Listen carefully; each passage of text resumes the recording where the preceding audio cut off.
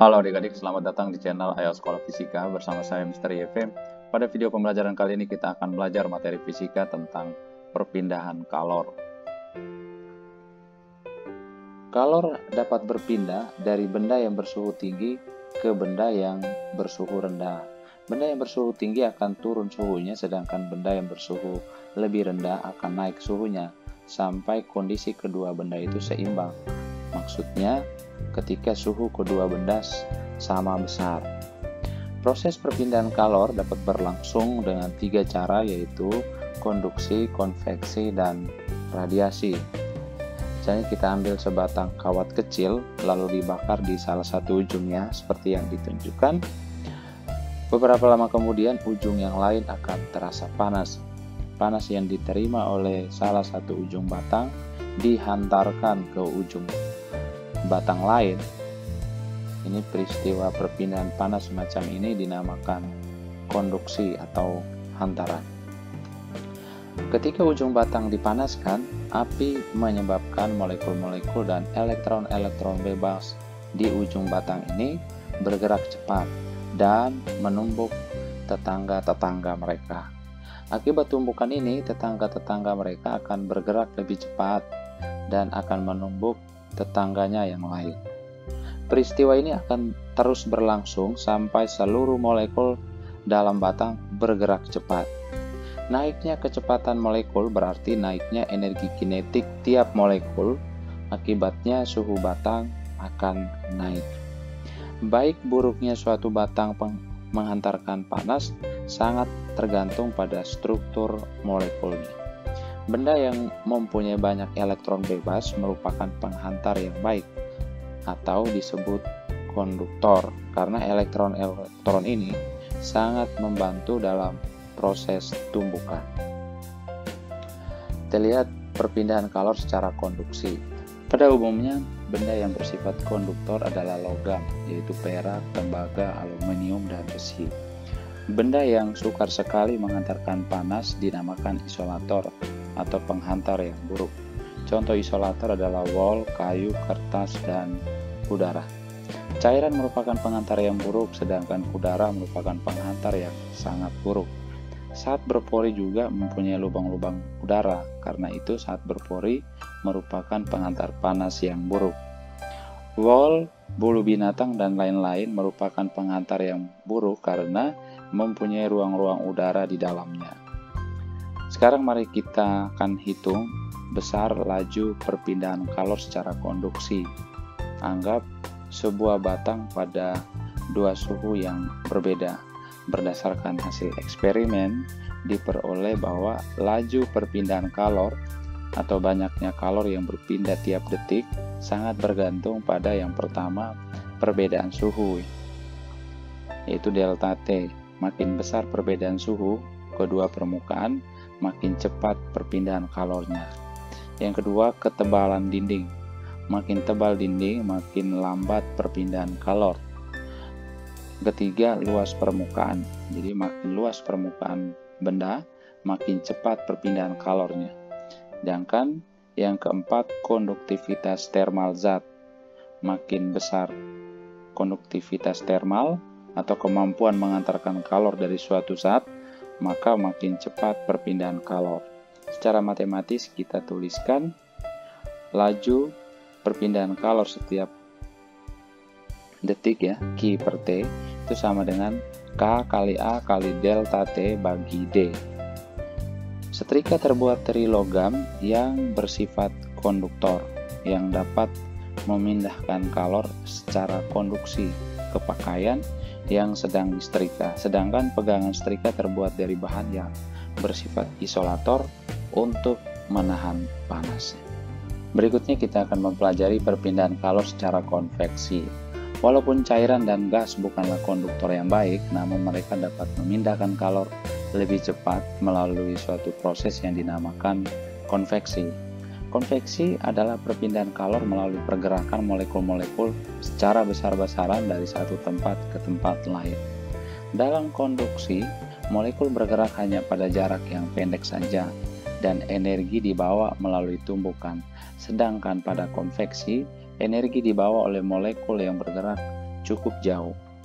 Ada dua jenis konveksi, yaitu konveksi alami dan konveksi paksa. Pada konveksi alami, perpindahan molekul terjadi secara alamiah berdasarkan perbedaan massa jenis. Misalnya ketika kita memanaskan air yang dipanaskan massa jenisnya lebih kecil sehingga akan mengalir ke atas. Sebaliknya, air yang lebih dingin akan mengalir ke bawah. Pemanasan air seperti ini akan berlangsung terus-menerus hingga seluruh air yang hendak kita panaskan mencapai suhu yang sama. Pada konveksi paksa, konveksi jenis ini, fluida atau cairan atau gas yang telah dipanasi dipaksa untuk bergerak ke tujuan tertentu. Misalnya udara panas dari sebuah pengering rambut diarahkan ke rambut untuk mengeringkan rambut. Kelajuan kalor yang berpindah secara konveksi dalam suatu fluida sebanding dengan luas permukaan A dari benda yang bersentuhan dengan fluida dan selisih suhu antara fluida dengan benda, yaitu delta T. Secara matematis kita tuliskan Q per T sama dengan H kali A kali delta T.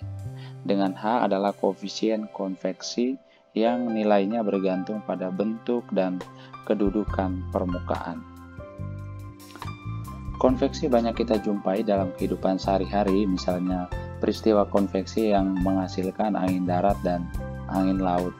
Pada siang hari yang panas, daratan lebih cepat panas dibandingkan dengan lautan. Udara panas di atas daratan akhirnya naik karena massa jenisnya berkurang dan udara dingin dari laut bertiup ke daratan, maka terjadi angin lautnya. Pada malam hari, daratan lebih cepat dingin daripada air laut, sehingga udara di atas lautan lebih hangat.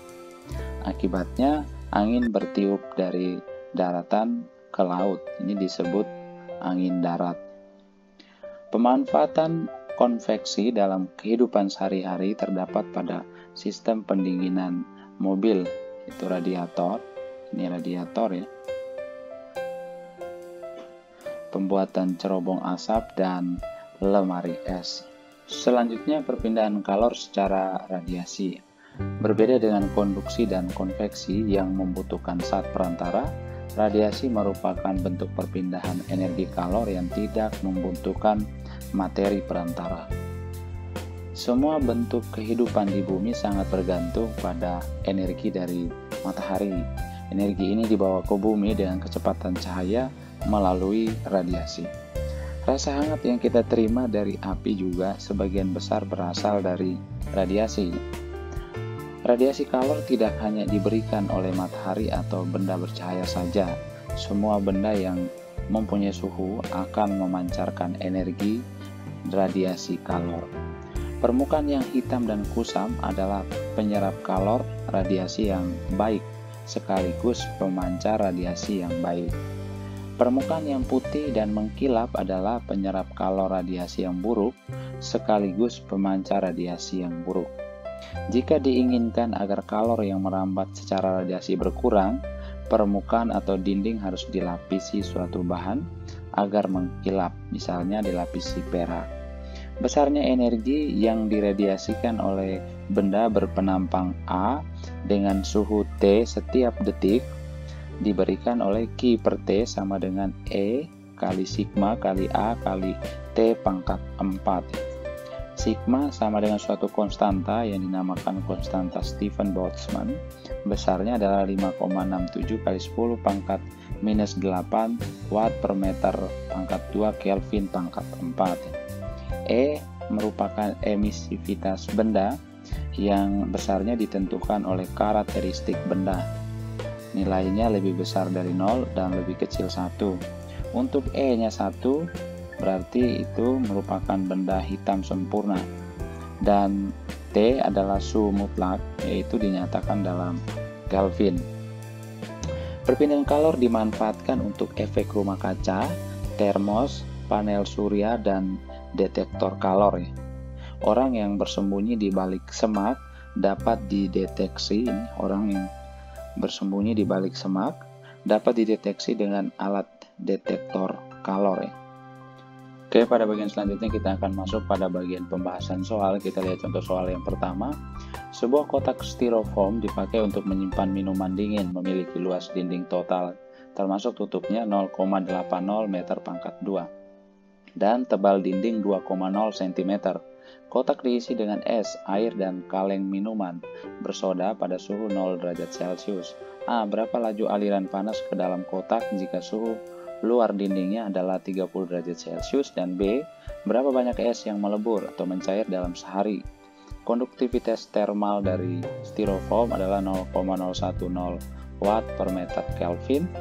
Kalor lebur es 334.000 Joule per Kelvin. Pada soal diketahui luas permukaan 0,80 meter pangkat 2, tebal dinding berarti D sama dengan 2,0 cm atau 0,02 meter. T1 sama dengan 0 derajat Celcius. T2 nya sama dengan 30 derajat Celcius, maka delta T nya 30 derajat Celcius. Jadi untuk pertanyaan A, berapa laju aliran panas ke dalam kotak jika suhu luarnya 30 derajat Celcius? Maka Q per T itu sama dengan K kali A kali delta T per D, atau sama dengan 0,010 kali A nya 0,8 dikali delta T nya 30 bagi D nya 0,02 ya. Maka Q per T itu sama dengan 12 watt. Sedangkan untuk pertanyaan B, dalam satu hari berarti T nya sama dengan 24 jam atau sama dengan 24 kali 3600 detik.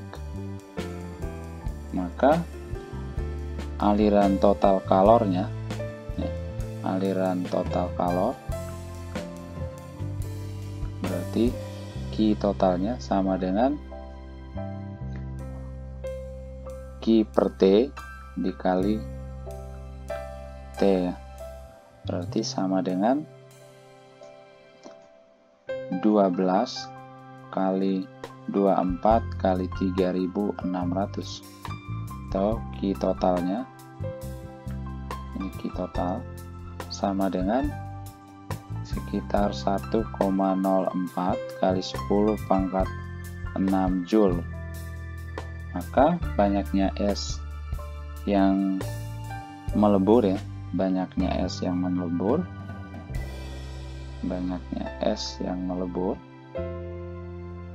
itu kita gunakan rumus Q sama dengan M kali L S, maka M nya sama dengan Q per LS, itu sama dengan 1,04 kali 10 pangkat 6 bagi 334.000 sama dengan sekitar 3,1 kg. Oke, kita lihat soal yang kedua. Sebuah plat persegi panjang tipis dengan panjang 20 cm dan lebar 10 cm dipanaskan pada tungku pandai besi hingga bersuhu 800 derajat Celcius. Jika emisivitasnya adalah 0,60, berapakah laju radiasi energi total? Pada soal diketahui panjang plat sama dengan 20 cm, lebar platnya 10 cm, maka luas permukaan platnya 20 kali 10, berarti sama dengan 200 cm persegi, atau sama dengan 200 kali 10 pangkat minus 4 meter persegi. Suhunya sama dengan 800 derajat Celcius, atau sama dengan 800 tambah 273, atau sama dengan 1073 Kelvin. dengan koefisien emisivitasnya E-nya 0,60. Maka untuk dua permukaan logam yang dipanaskan, berarti laju radiasi energi kalornya Q per T sama dengan E kali A kali sigma ya dikali T pangkat 4, atau sama dengan E nya 0,6 dikali A nya adalah 2 kali 200 kali 10 pangkat minus 4 ya, karena ada dua permukaan plat yang dipanaskan, berarti totalnya adalah 2 kali 200 kali 10 pangkat minus 4 dikali sigmanya 5,67 kali 10 pangkat minus 8 kali 1073 Kelvin pangkat 4. Maka kita dapatkan Q per T nya sekitar 1803 watt ya. Oke, kita lihat soal yang ketiga. Sebuah kotak kayu dengan luas permukaan 1,0 meter pangkat 2 dan ketebalan dinding 2,0 cm berisi 22,5 kg es pada 0 derajat Celcius. Kalor lebur es adalah 3,3 kali 10 pangkat 5 Joule per kilogram dan koefisien konduksi termal kayu adalah 0,50 watt per meter Kelvin. Jika suhu kamar adalah 33 derajat Celcius, waktu yang diperlukan untuk semua es dalam kotak melebur adalah, pada soal diketahui A sama dengan 1,0 meter pangkat 2, D sama dengan 2,0 cm atau 0,02 meter, M ya, masa esnya 22,5 kg, T1 nya sama dengan 0 derajat Celcius, T2 nya sama dengan 33 derajat Celcius, maka delta T nya sama dengan 33 derajat Celcius. Sedangkan LS nya sama dengan 3,3 kali 10 pangkat 6 Joule per kilogram. Konduksi termal kayu berarti K nya sama dengan 0,50 watt per meter Kelvin. Maka kita gunakan hubungan Q per T sama dengan K kali A kali delta T per D. Sedangkan Q nya itu sama dengan kalor lebur es, berarti MS dikali LS. Maka kita bisa tuliskan M kali LS bagi T sama dengan K kali A kali delta T per D. Dengan M nya adalah 22,5, LS nya 3,3 kali 10 pangkat 6 ya, 10 pangkat 5 ya, ini 10 pangkat 5 dibagi T sama dengan K nya 0,5 kali A nya 1 kali delta T nya 33 dibagi D nya 0,02 atau 7425000 bagi T sama dengan 825. Maka kita dapatkan T nya sekitar 9000 detik ya. Jika kita konversi ke menit, 9000 detik itu sama dengan 150 menit. Oke, kita lihat soal yang keempat. Permukaan dalam dinding rumah dijaga bersuhu tetap 20 derajat Celcius pada suhu udara 10 derajat Celcius. Berapa banyak kalori yang hilang karena konveksi alami pada dinding rumah tersebut selama 1 hari? Ukuran dinding rumah adalah 8,00 meter kali 4,00 meter. Anggap koefisien konveksi rata-rata 3,5 Joule per second meter kuadrat Kelvin. Pada soal diketahui T1-nya 20 derajat Celcius, T2 10 derajat Celcius. Maka delta T-nya sama dengan 10 derajat Celcius ya. Sedangkan ukuran rumah yaitu 8 kali 4 atau sama dengan 32 meter pangkat 2 ya. T-nya selama 1 hari berarti sama dengan 24 jam atau sama dengan 24 kali 3600 detik. Maka kita gunakan hubungan Q per T atau laju aliran kalor itu sama dengan H kali A kali delta T.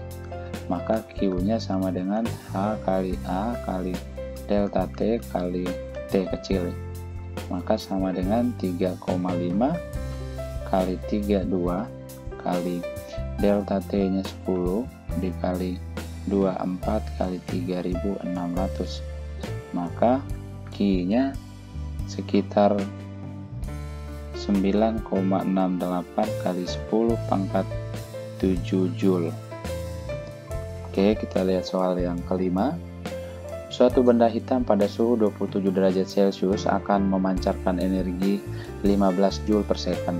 Berapakah energi yang akan dipancarkan benda hitam tersebut jika dipanasi hingga suhunya menjadi 327 derajat Celcius ya? Pada soal diketahui T1-nya sama dengan 27 derajat Celcius sama dengan 300 Kelvin. T2-nya adalah 327 derajat Celcius atau 600 Kelvin. Sedangkan laju kalornya atau laju energi kalornya atau Q per T1 itu sama dengan 15 Joule per second.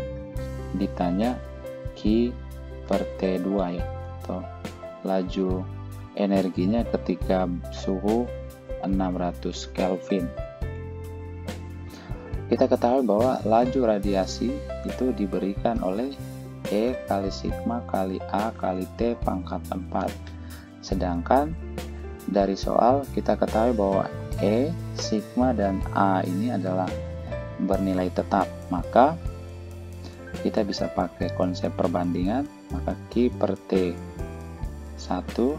banding Q per T2 itu sama dengan T1 per T2 pangkat 4 ya. Maka ini sama dengan 15 bagi Q per T2 sama dengan 300 per 600 pangkat 4. Maka Q per T2 nya sama dengan 15 kali 4 ya, 15 kali 2 ya, 2 pangkat 4 sama dengan 240 Joule per second. Jadi ketika suhunya 327 derajat Celcius, radiasi kalornya sebesar 240 Joule per second. Oke, kita lihat soal yang ke-6. Logam A yang ujungnya bersuhu 10 derajat Celcius disambung dengan logam B dan C yang ukurannya sama dengan logam A seperti gambar. Perbandingan konduktivitas termal logam A, B, dan C adalah 1:2:1.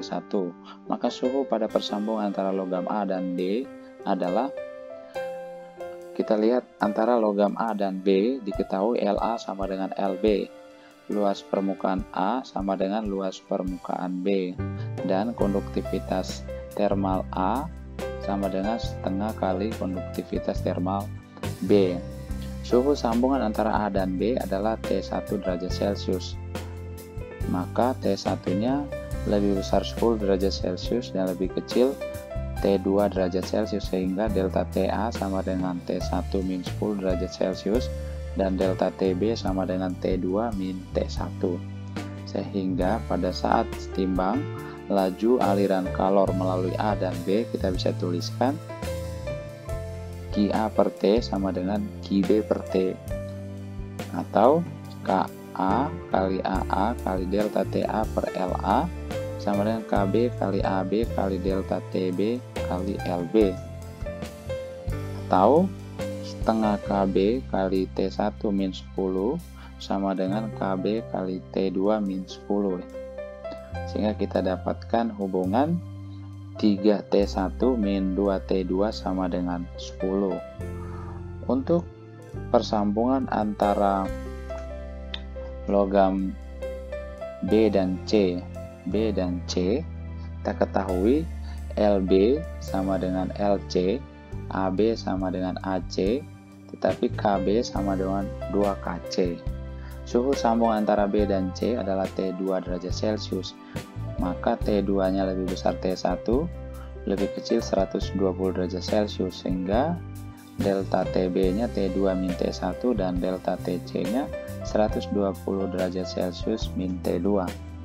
Pada saat seimbang laju aliran kalor melalui B dan C adalah sama, maka kita bisa tuliskan Ki B per T sama dengan Ki C per T, atau KB AB kali delta TB kali bagi LB sama dengan KC kali AC kali delta TC per LC, atau 2KC kali T2 min T1 sama dengan KC kali 120 min T2, sehingga kita dapatkan hubungan 3T2 min 2T1 sama dengan 120.